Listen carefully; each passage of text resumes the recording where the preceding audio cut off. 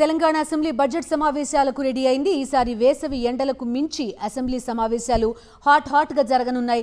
కేసీఆర్ అసెంబ్లీకి రావాలని డిమాండ్ చేశారు రేవంత్ రెడ్డి.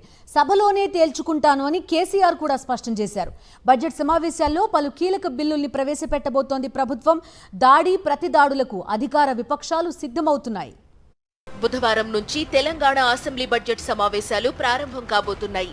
ఈ సమావేశాల్లో ప్రభుత్వాన్ని ఇరకాటంలో పెట్టేందుకు విపక్షాలు కసరత్తు చేస్తుంటే ప్రతిపక్షాలకు కౌంటర్ ఇచ్చేందుకు రెడీ అయింది రేవంత్ సర్కార్. 100 రోజుల్లో 6 గ్యారంటీలు అమలు చేస్తామని హామీ ఇచ్చిన సర్కార్ ప్రభుత్వం ఏర్పడి 15 నెలలు పూర్తయినా హామీలను అమలు చేయలేదు. రుణమాఫీ పూర్తిగా కాలేదని, రైతు భరోసా స్కీంలో 3 ఎకరాల వరకు మాత్రమే నిధులను విడుదల చేసిందనే విమర్శలను ప్రభుత్వం ఎదుర్కొంటోంది. ఇందిరమ్మ ఇండ్లు, రేషన్ కార్డులు లాంటి పథకాలు ప్రారంభం మాత్రమే అయ్యాయని, అవి కూడా క్షేత్రస్థాయిలో అమలు చేయడం లేదనే విమర్శ కూడా ఉంది. ఈ సమావేశాల్లో బీసీ, ఎస్సీ రిజర్వేషన్లపై మరోసారి బిల్లులు పెట్టనుంది సర్కార్. తొలి రోజు ఉభయ సభలను ఉద్దేశించి గవర్నర్ చేసే ప్రసంగంలో ఈసారి కేంద్ర, రాష్ట్ర ప్రభుత్వాలు అమలు చేస్తున్న పథకాలు కలుపుకుని ఉంటుందనే తెలుస్తోంది. ఈసారి సమావేశాలకు హాజరవుతానని ప్రధాన ప్రతిపక్ష నేత మాజీ సీఎం కేసీఆర్ ప్రకటించారు.